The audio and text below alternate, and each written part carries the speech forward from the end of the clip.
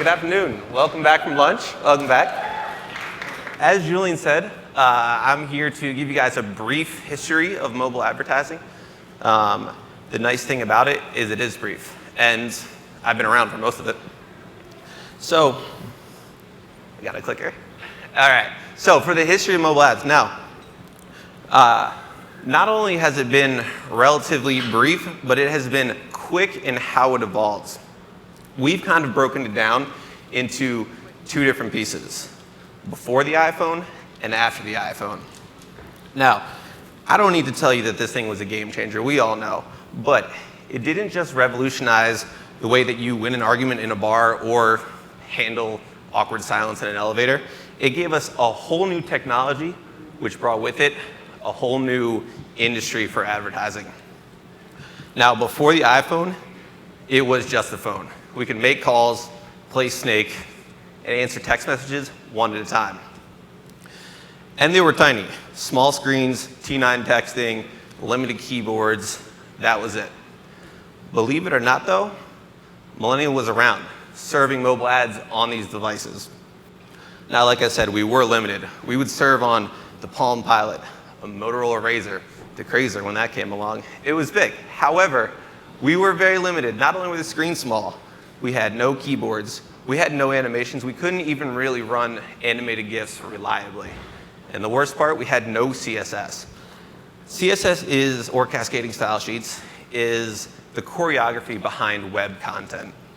Now, without that, all we could really do was serve an image and a link.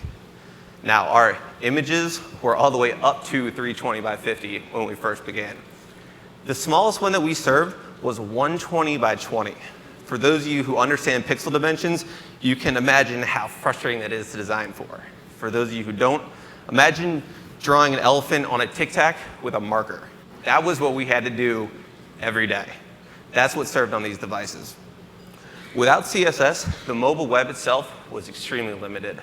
Images were stacked in tables. Everything was static, absolutely placed. That was it. There was nothing was responsive. Nothing floated. You got what you saw. There's nothing fancy behind it. And then it happened. 2007, the first iPhone comes out, which was really exciting. It was awesome. We got the iPhone, but the mobile web was still a bit of a bummer. It was kind of like the internet in the 90s, which, for those of you who remember, was chaos, especially from a designer's perspective. Now, we did get a few things with the iPhone. We got a much bigger screen, way more real estate. We had the touchscreen, which is a lot of fun. We could use animated GIFs way more reliably, and we got CSS. Now, as a web designer, that was huge. It was still limited, but we could do crazy things, like setting this submit button to the right side of the screen. I know. It was exciting stuff at the time. So from there, the Android explosion happened. This right here is a rough representation of how many different Android devices there were in 2012. All right? It's only gotten more crazy since then. The issue was Millennial wanted to serve across all of these devices, no matter what ridiculous proportions, screen sizes, resolutions they came in at. So we did just that, and we gave our QA department something to work with, which, keeping all these charged and keeping track of them, is just as chaotic as this picture looks. Now, after that, 2008, we get to step outside of that 320 by 50. So we're serving banners, but now we can expand them. We can actually use the full screen.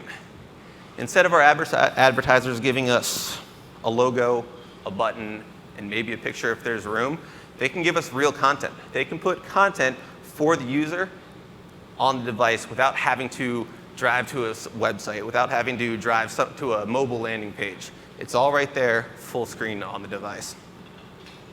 And as the point of this presentation is, the Expandable evolved. So our early expandables were one click to expand, one click out from there.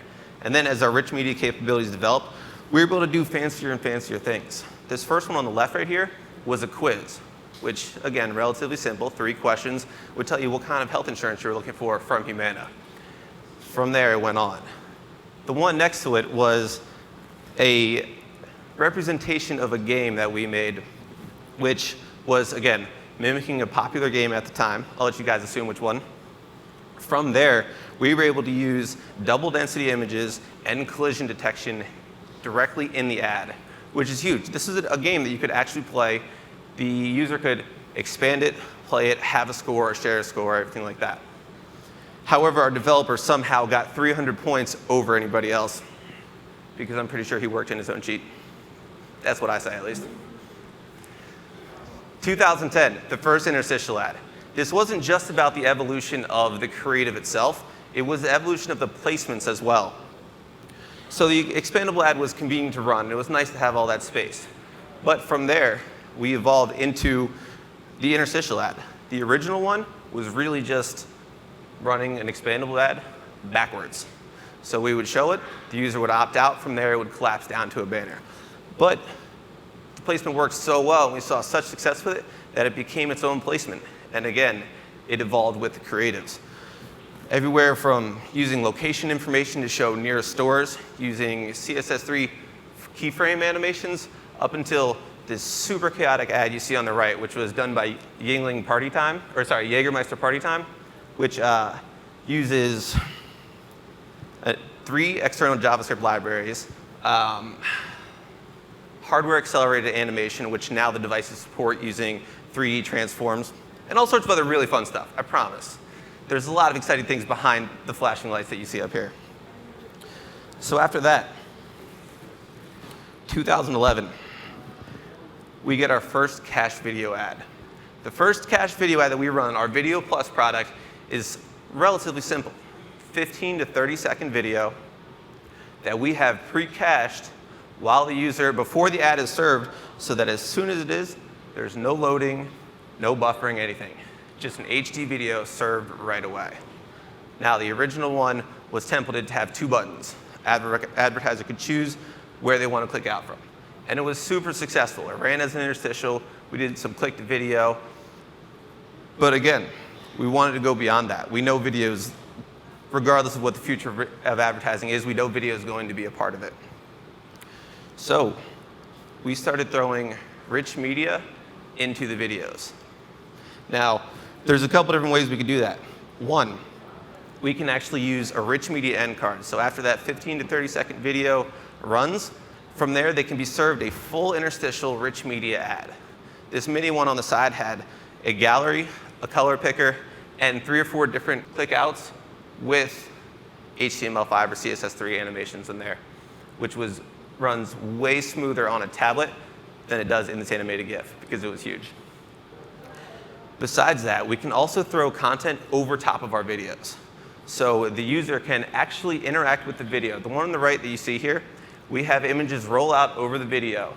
So as it's being shown in the ad, the user can select that specific product and click out to purchase it directly to that page. They don't have to just go to Toys R Us. They can go to Toys R Us and buy, I believe, this Snuggie Puppy Deluxe Bouncer. That was one of them. We had a Snuggie Puppy, Bunny, and something else. But anyway, we could click out from that video. So we were now putting content over it. From there, we started serving them inline, rich media. So we can have a full screen ad with animations or interactions happening behind the scenes. We can have the ad play and then sync animations with the timeline so that the buttons can change, the color of the ad can change, the animations can work with the video. So the real question here is what's next? Where are we going to evolve to from here? Now, we know a little bit about native. And as a designer, it's super convenient, but I don't do much towards it. All I really do is make sure that the logo fits, put in the type, and then charts and graphs and stuff happen, and then it gets served. I don't really know. Someone in here does, though. From there, we have new rich placements and new rich media units. The idea here is to take what we have and make it better, and then also find new ways to run it. Things that people haven't thought of, things we can only do on mobile. Might not happen on display, it might not happen on desktop, but because of the evolution of the devices as well, what else do we have access to? And more video innovations. So these last two put together bring us to one of our new releases. Now, SDK 6.0 comes out this summer, which we're really excited about. And shortly after that will be our Lightbox product. This is run as a banner. The banner can expand to a rich media unit. However, the video will start playing in the collapsed state. From there, it can be expanded into a rich media interstitial. And again, from there, the video will continue to play in line without missing a beat. And all this is pre-cached, so it runs without loading, without buffering, anything like that. Now, if you are interested in beta partnerships, talk to your rep, because I personally am excited about this, and I'm hoping that somewhere our publishers and our advertisers are both just as excited so that we can start doing fun new stuff with this placement. Now, that's about what we're looking forward to. I have a few minutes left. Go to this. I want to show you guys a little bit about my team. What we're excited about, not just in the past, but moving forward, is getting the advertisers and the publishers to work together with us to allow us to get the exciting new placements and the stuff that we've never done before. As you saw, the 320 by 50 banner got old to me about 6 to 7 years ago. So anything new, anything never been done, no matter how ridiculous it is, that's the stuff that we want to hear. So I'm going to leave you guys with a short video, just a little bit about my creative services team. Again, we're worldwide. We have a few people on the West Coast, a few people on the East Coast, a few in Europe, a few in Singapore. So we're ready. Whatever you guys have for us. Here you go. Thank you very much.